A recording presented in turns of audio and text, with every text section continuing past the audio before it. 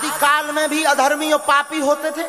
आहा, भगवान कब अवतार लेते? जब जब अधर्मी पाप बढ़ जाता तब तब भगवान धराधाम पर आते हैं। दशरथ जी कहते महाराज हमारे कोई संतान नहीं है। चिंता मत करो, 4 संतानें होगी आपकी महाराज। अच्छा महाराज, हाँ, पर कैसे होंगी? यज्ञ के माध्यम से। और यज्ञ जीवन में भगवान को प्रकट करती है। यज्ञ में होता है स्वाहा। क्या होता है? बोलो बोलो बोलो बोलो बोलो। अच्छा, ये यज्ञ क्या है? यज्ञ अग्नि भगवान का मुख है। क्या है? मुख। क्या है भगवान का?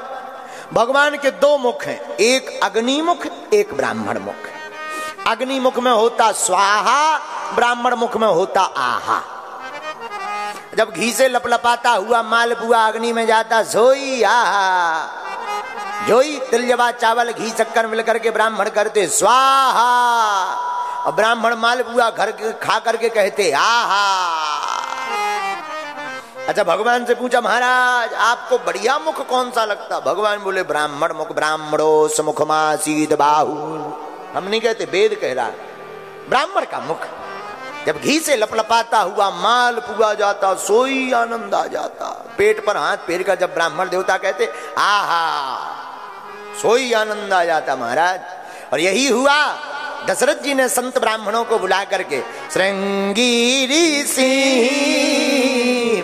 वशिष्ठ बुलावा। वशिष्ठ जी ने, महाराज दशरथ जी ने श्रृंगी ऋषि को बुलाया और किया क्या?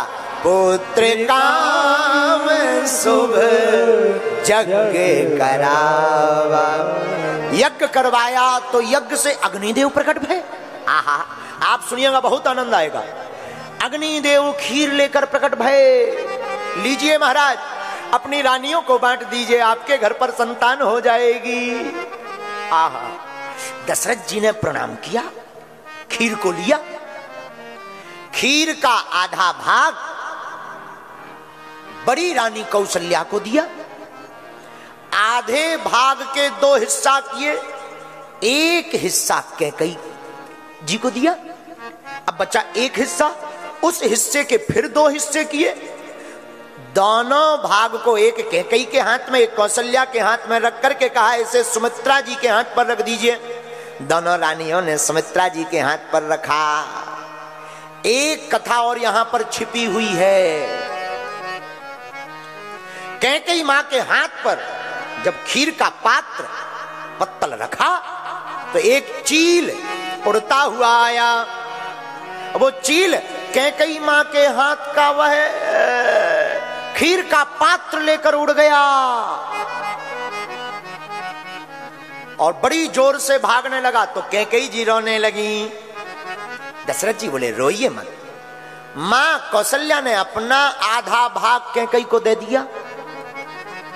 वो चील खीर लेकर के भागा चला जा रहा था। वेंकटेश पर्वत पर माता अंजना सूर्य भगवान की उपासना कर रही थी और हाथ जोड़कर उपासना कर रही थी। तब तक पवन का झोंका लगा, जोर से पवन का झोंका लगा। चील के हाथ से वो खीर का पत्तल छूट गया और माता अंजना के हाथ में आकर के गिर गया। उस खीर को माता अंजना ने भगवान का प्रसाद मान करके पा लिया। लोग कहते राम जी 4 भाई थे, हम आपको 5 भाई बताते हैं। उस खीर को पाने से माता अंजना के लिए यहाँ पर आहा अंजनी लाल बनकर के श्री अनंत बलवंत हनुमंत लाल जी प्रकट हो गए। कथा का क्रम एकदम ठीक जा रहा है। पहले सेवक आया, फिर स्वामी जी आएंगे। हनुमान जी प्रकट भये। अब हनुमान जी राम जी के भाई कैसे बने? क्योंकि उसी खीर से राम जी भये, उसी से हनुमान जी भये। और कैकेयी माँ के हाथ से खीर उठी थी। और कैकेयी माँ के नंदन कौन है? कैकेयी नंदन है भरत जी। कौन कौन कौन? बोलो बोलो बोलो बोलो। भरत जी।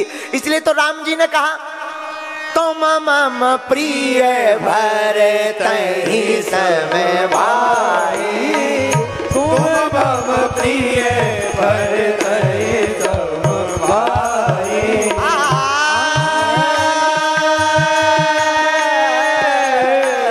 तुम मम प्रिय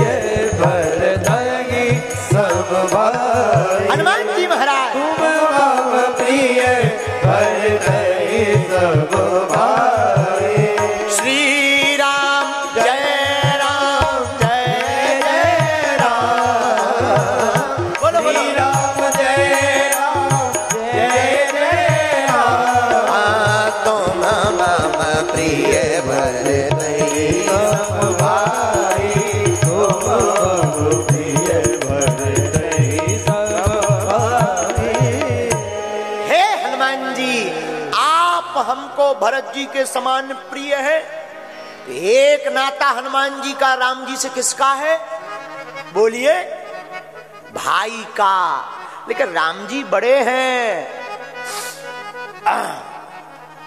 श्री हनुमान जी उसी पायस से प्रकट भई, खीर से।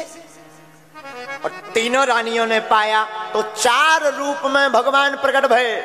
कौशल्या नंदन राम, कैकेयी नंदन भरत, सुमित्रा नंदन लक्ष्मण और शत्रुघ्न, और इधर अंजना नंदन वीर हनुमान। अंजना नंदनम वीरम जानकी इसलिए हनुमान जी के नाम में देखिएगा, पवन तनय के बचन सुहाए। हनुमान जी पवन पुत्र है, अंजनी पुत्र पवन सुत नामा। पवन सुत नाम क्यों पड़ा? क्योंकि चील जब खीर लेकर जा रहा था तब पवन देवता ने ही जोर का झोंका मार करके अंजना माता के हाथ में ला दिया। इसलिए गोस्वामी जी ने लिखा, अंजनी पुत्र पवन सुत नामा, अंजनी पुत्र पवन सुत नामा, अंजनी पुत्र पवन सुत नामा, अंजनी पुत्र पवन सुत नामा। बोलो श्री राम जय राम जय जय राम, बोलो श्री राम जय राम जय जय राम, बोलो श्री राम जय राम जय जय राम। तो अंजनानंदनम और पवन पुत्र और रुकिए रुकिए रुकिए रुकिए, हनुमान जी केवल रघुपति प्रिय भक्तम नहीं है, श्री राम दूतम केवल नहीं है, फिर क्या? हनुमान जी शंकर सुवन के श्री नंदन, शंकर सुवन के श्री नंदन, तेज प्रताप महाजगवंदन, तेज प्रताप महाजगवंदन। जब तक राम कथा में हनुमान जी नहीं आएंगे, सीताराम विवाह महोत्सव में आनंद नहीं आएगा। तो हनुमान जी को बुलाते हैं, अंजनी पुत्र पवन सुत नामा, अंजनी पुत्र पवन सुत नामा।